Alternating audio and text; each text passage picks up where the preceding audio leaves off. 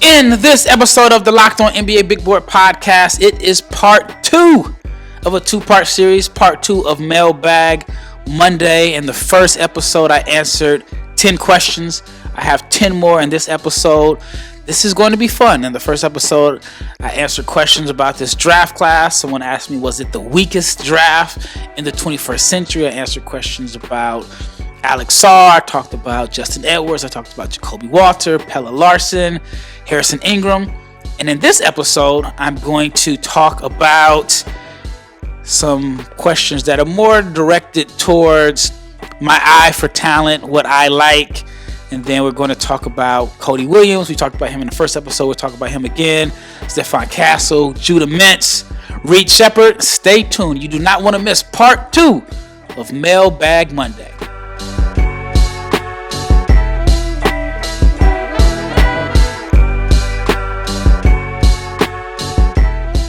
Big shout out to each and every person that has made the Locked On NBA Big Board podcast your first listen of the day. I'm your host, Rafael Barlowe, the Director of Scouting for NBA Big Board. I am flying solo today, but tomorrow James will be on. We got Richard and Leaf coming on at the end of the week.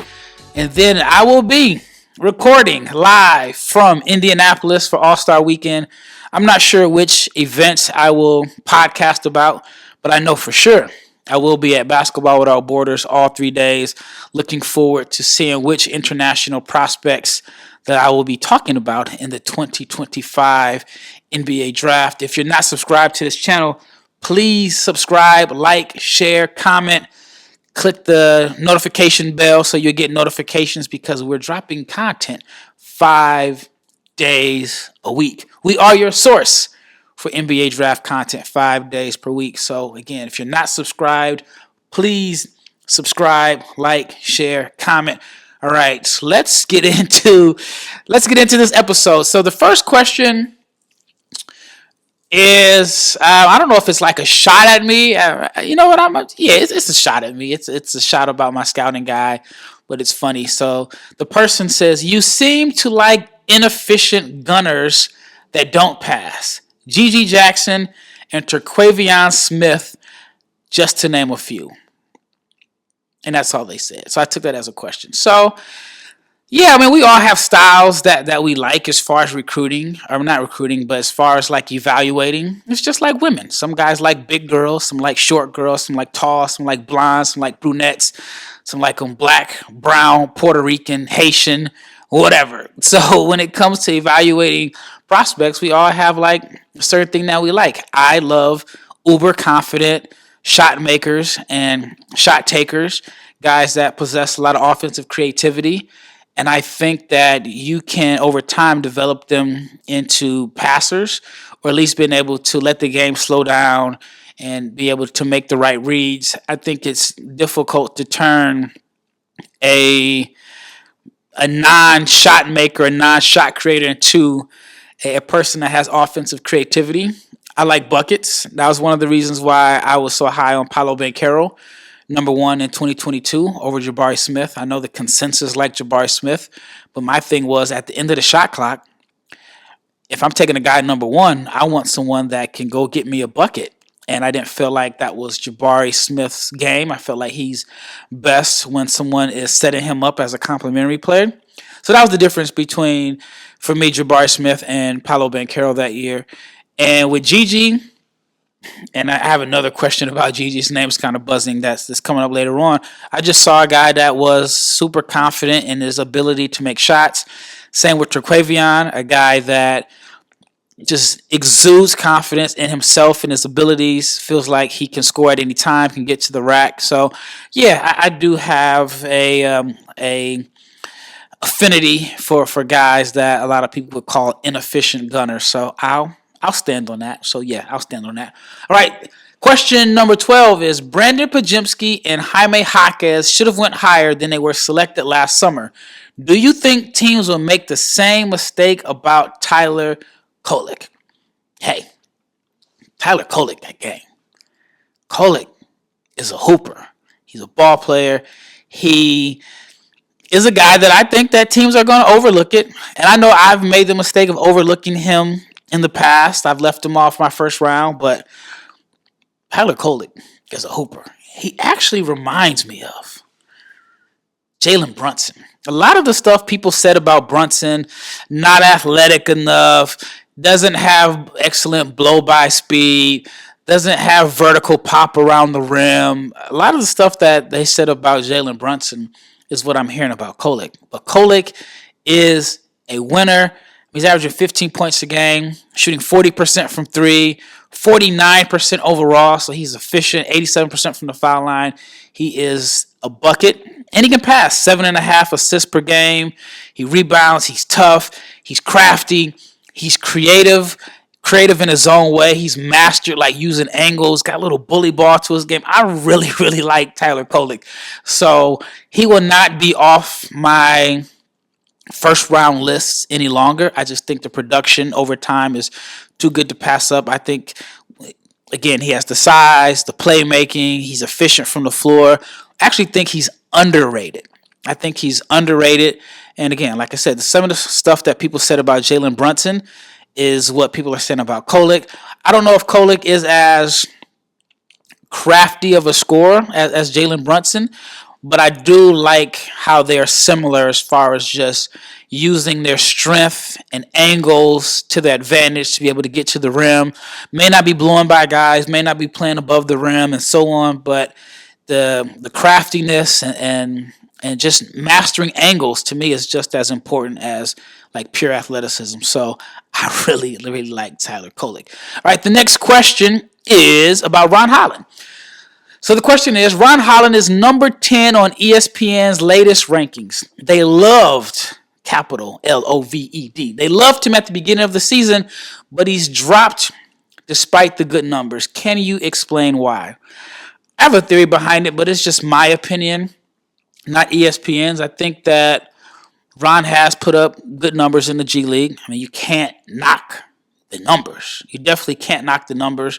I think the style of play has, raised some concerns. He's averaging 19.5 points, 6.7 rebounds, 2.9 assists. He's shooting 46% from the floor, 24% from three, 72% from the foul line, and he is only 18 years old.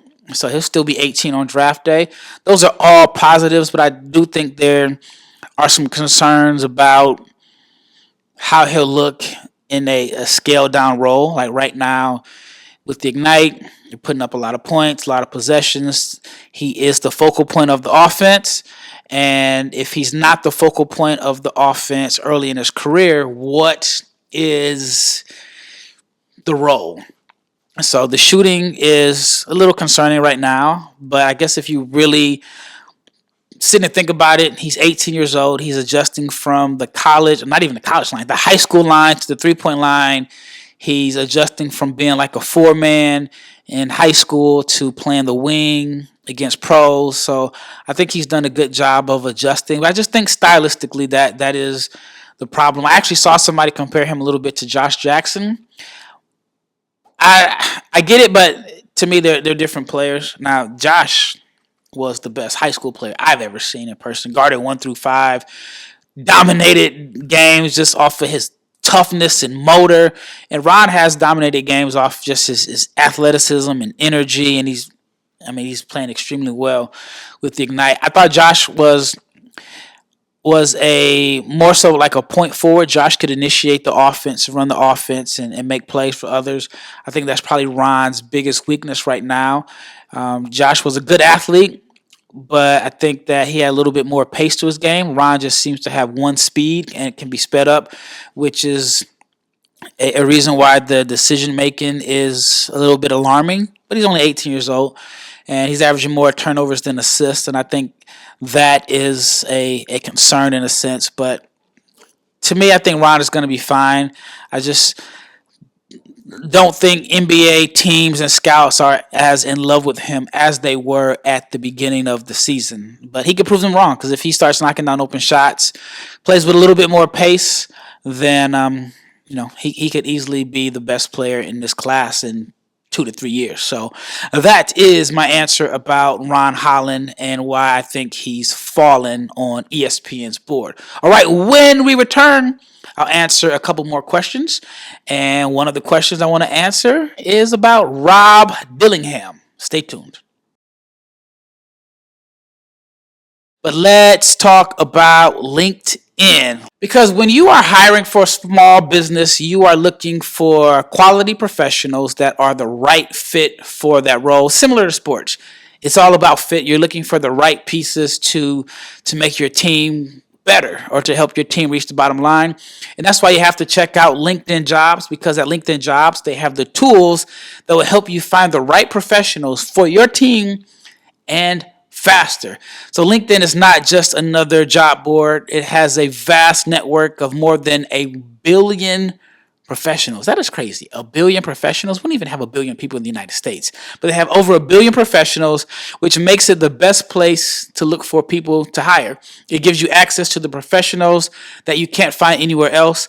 LinkedIn does all that while making the process very simple, easy, and intuitive. Hiring is easy when you have that many quality candidates.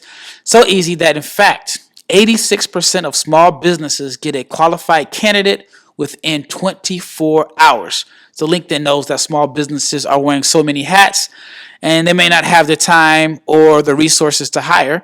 So LinkedIn is consistently finding ways to make the process a lot easier. So post your job for free at linkedin.com/lockedonnba. That is linkedin.com/lockedonnba to post your job for free. Terms and conditions apply.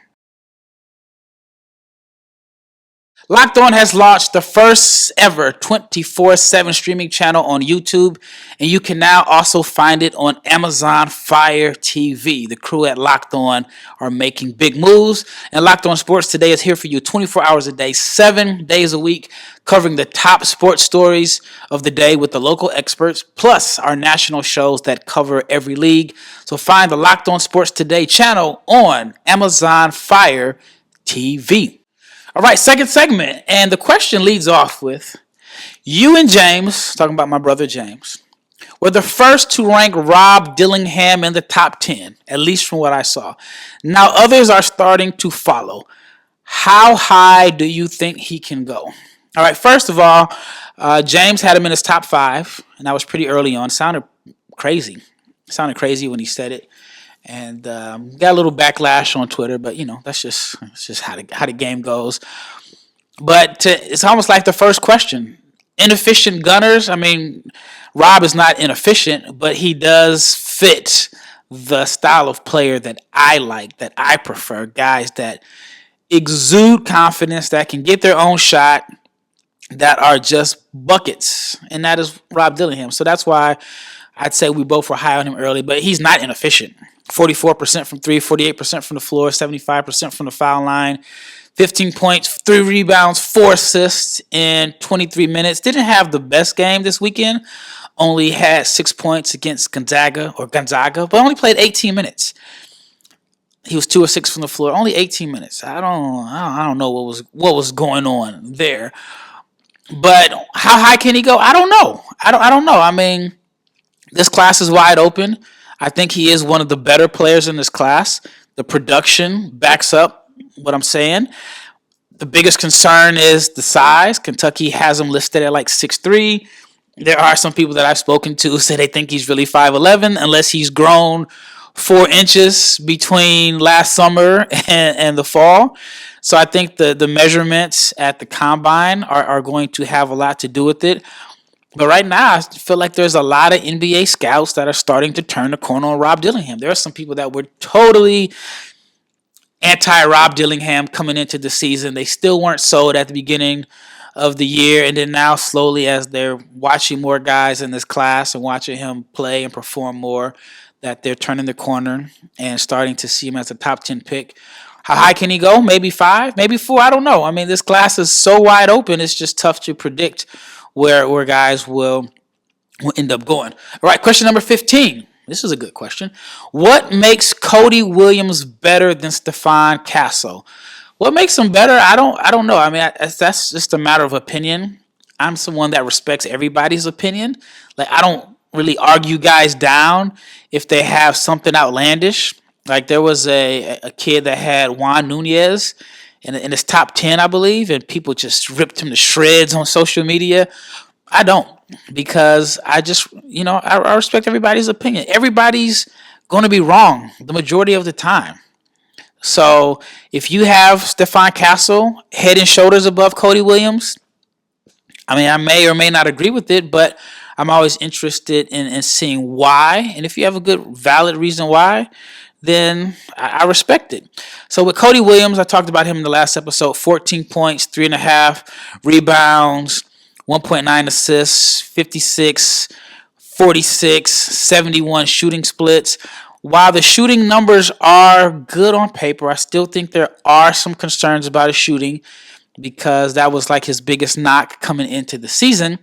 And you can pretty much say the same for Stephon Castle, who's averaging 10.9 points. Now, he's not shooting as well as Cody Williams from three. They're both reluctant shooters. They don't shoot threes at a high volume, but Castle's only at 32% from three, 71% from the foul line. So if you're one of the people that believes free throw shooting is the best indicator of shooting touch, neither one is like an incredible free throw shooter.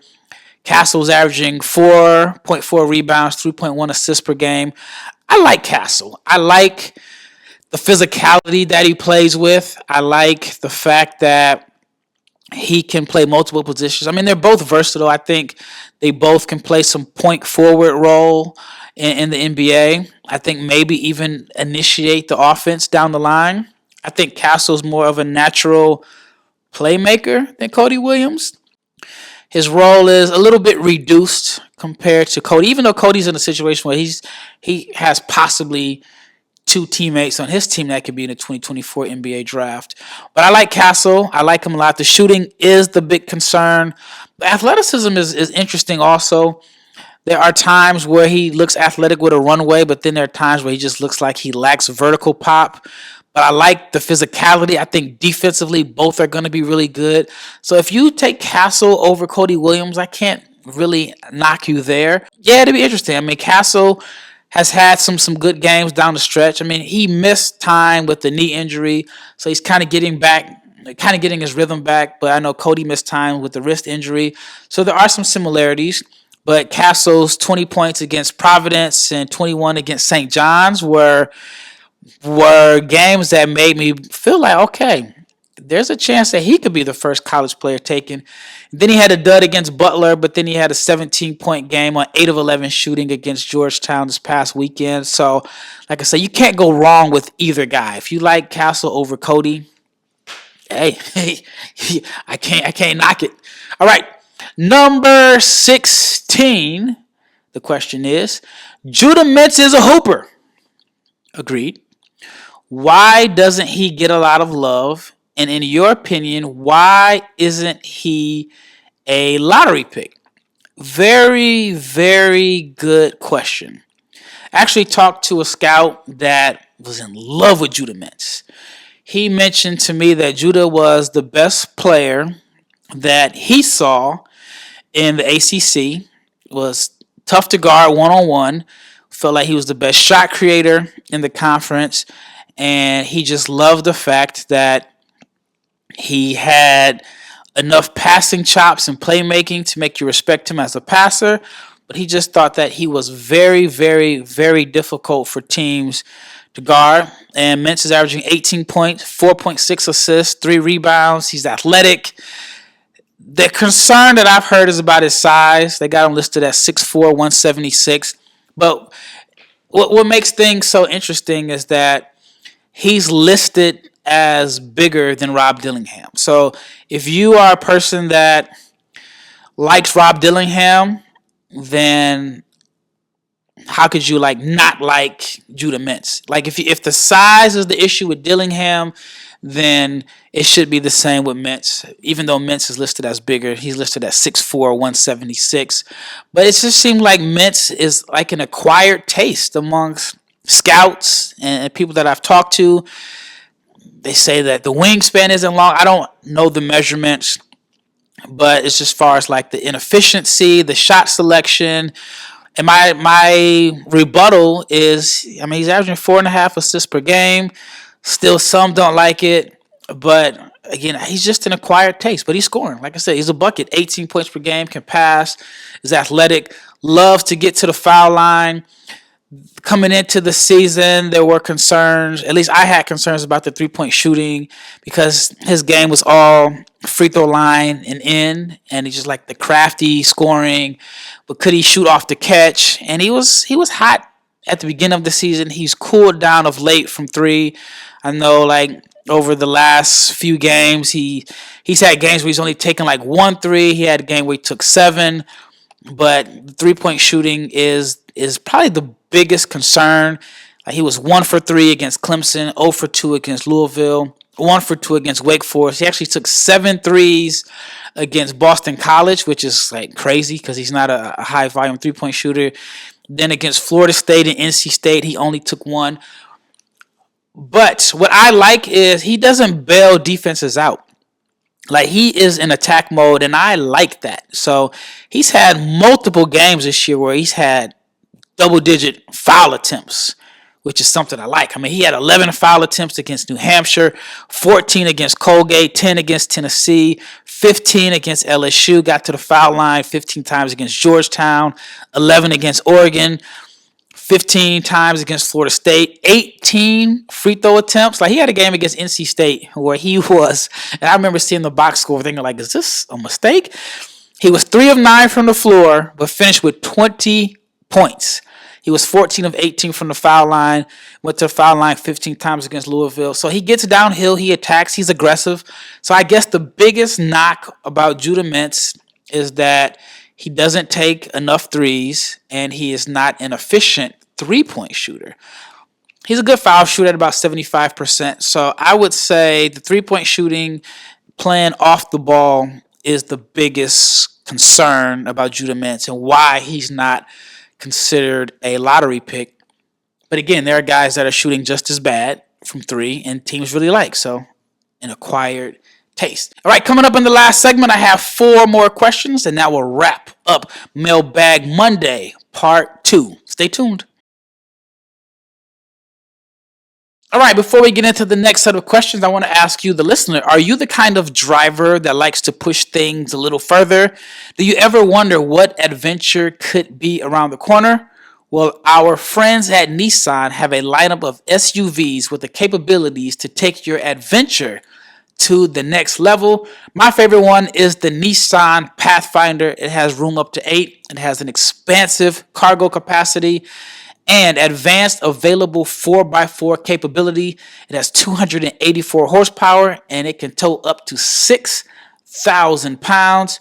So when adventure calls, the Nissan Pathfinder is there to answer. So take the Nissan Pathfinder and go find your next big adventure. Shop at nissanusa.com.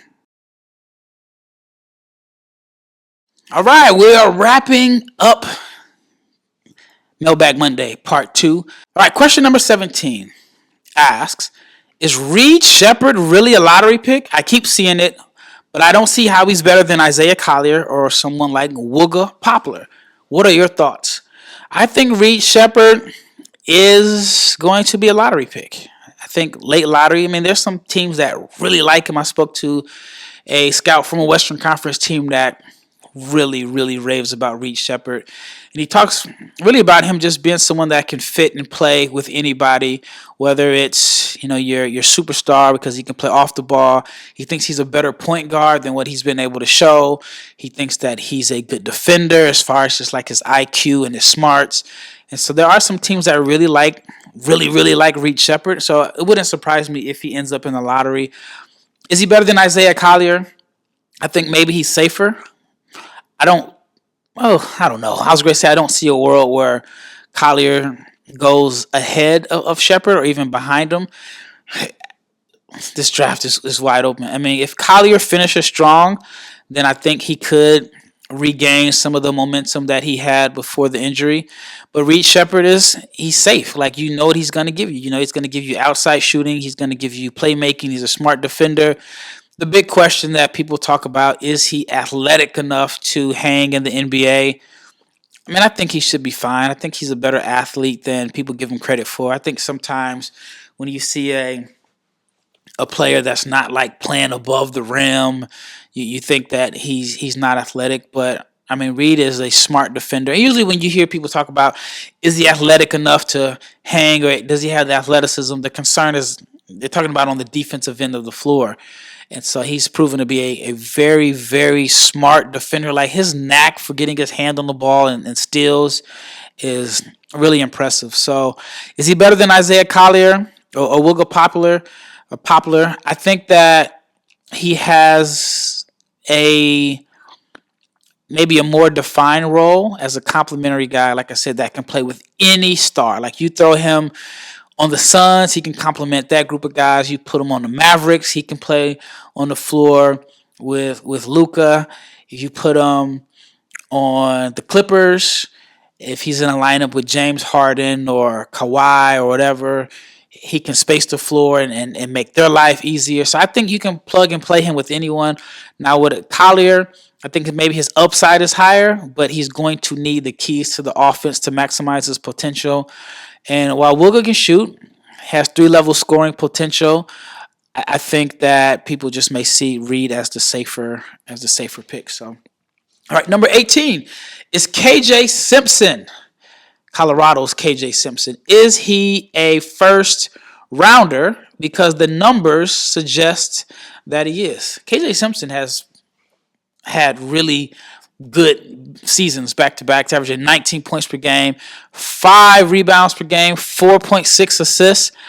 He is the rare point guard that's averaging more rebounds than assists. He's a great rebounder at 6'2". There's some guys that that are bigger, 6'9", 6'10", that I feel like don't have his rebounding instincts. Whether you like him or not, or you have concerns, you cannot knock the efficiency. You can't knock the numbers. Again, 19 points, 5 rebounds, 4.5 assists, 49, 43, 89 shooting splits. He's efficient. He's a bucket. He's knocking them down. Maybe some teams would be concerned about his size, 6'2", 189, but I don't think he's incredibly small. So it's just hard to knock what he's done. I mean, he's had an incredible season for Colorado, and I definitely think he is someone that will be drafted. I would draft him, but again, this class is, I've probably said it 10 times already, this class is wide open, but I think he'll be drafted. All right, number 19, wrapping it up. Who's the player nobody is talking about that is going to make noise in the NCAA tournament? This answer came to me immediately. Tyon Grant-Foster. And me and James did a podcast about him early. He is. Now, you talk about style of players that I like, that I fall in love with. He fits the mold.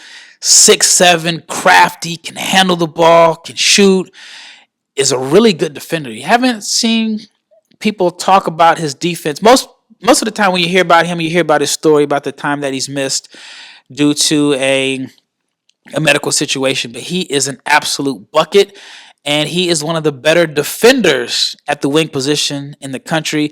If you just look at his profile, the way he moves at 6'7", and I've mentioned there's this Karis LeVert / Jordan Crawford in his game, but the way he moves, his feet, and how fluid and agile he is, I think he could end up being someone that makes a lot of noise on the defensive end too. But I think in the NCAA tournament, I mean, his team is first in the WAC. I think their record is 23-2 or I don't know, something crazy like that. But he is the player that I think can put up big numbers and really get the attention of the national media in the NCAA tournament. So he would be my choice for the player that people aren't really talking about, that is going to make some big noise when he's on the big stage, on TV. I mean, on TV in front of everybody. And I mean, they can knock off a higher seed. So Tyon Grant-Foster is the guy that I'm really, really looking forward to seeing in the NCAA tournament. All right, last question. I saved this one for last because I think this is the best question for me. You were really high on Gigi Jackson last year, and I thought you were crazy. Yeah, a lot of people did. Now Gigi looks like the player you thought he was last year. Why were you so adamant about Gigi? And what did you and Leaf, shout out to Leaf Tulane, who was also pro Gigi Jackson last year, but what did you and Leaf see in him that made y'all and others wrong? Also, who is this year's Gigi? For the last part, I don't know who this year's Gigi is. Gigi was someone that when I first saw him, like the very first time I watched him on film, I just felt like this dude is got it. He's got the tools. We're talking 6'9", can handle the ball, can shoot the pull-up jumper, exudes confidence. Yes, he was inefficient last year, but people, I don't know, for whatever reasons, didn't like him. They used the inefficiency against him. But I was like, man, he was 17 at the start of the season. People talked about how immature he was. Okay, he was 17. And so it's crazy. A lot of people that are really knocking him for being immature were probably immature themselves. And I think some teams, like, quietly regret passing him up. I mean, there were some concerns because of him answer some questions on live, but I just believe you just bet on the talent. I mean, Cam Whitmore is another example. Bet on the talent, all right? Just bet on the talent. There are guys that are going to be first-round picks. This is just my opinion. There are guys that are going to be first-round picks. Guys are going to be lottery picks every year that flame out. So if there's a chance a player is going to flame out anyway, then just bet on the talent and the upside. And I think Gigi's upside is one of the best, or was one of the best in the 2023 class. I think it still will be. If he keeps playing the way he's playing, I don't know if he has enough time to make first team all-rookie, but I think he is going to be an all-rookie selection, which is pretty incredible considering the guy was the 45th pick in the draft. But why was I adamant about him? I just trusted my gut. I just felt like this guy is more talented than the players that other people hype up. I feel like the draft space is a lot of follow the leader. So if one of the biggest platforms has a guy high, others tend to follow. ESPN wasn't high on Gigi, neither was the major platforms. So a lot of people just kind of followed that. Obviously, the teams weren't as high on him either. But I just really liked him. Like I said, the ball handling, the shot making, the athleticism, I thought it was all there. I thought it was everything you look for, and at least for me, in a modern-day NBA 4. Because I see where the game is going, and I think if you have guys at the 4 spot that can handle the ball, shoot, attack, closeouts, rebound, post up smaller defenders, I just think that is a weapon that very few teams have, and I thought Gigi fit that. So that was why I was so adamant about Gigi. And ironically, he ended up doing his pre-draft training here in Dallas, and I got a chance to know him and spend time with him and his camp, the people around him, and all the immature, concerns. I didn't see him at all. But to answer your question, I don't see another Gigi in this class, but there is somebody that I say this. I don't see another Gigi in this class, but I do believe the way this class is so wide open, again, here I am saying it again, there could be a guy that is a second-round pick that ends up on a two-way deal, that gets his contract converted into a standard contract, that ends up being one of the top 10 to 15 players in this class, because this class is so wide open. Well, that wraps up this episode of the Locked On NBA Big Board Podcast. Once again, thank you for tuning in to part 1 and part 2 of Mailbag Monday. I can't promise to do this every Monday, but I will do a Mailbag Monday at least once a month between now and draft time. I really love answering the questions, so keep them coming. Once again, it's Rafael Barlowe, and I am out.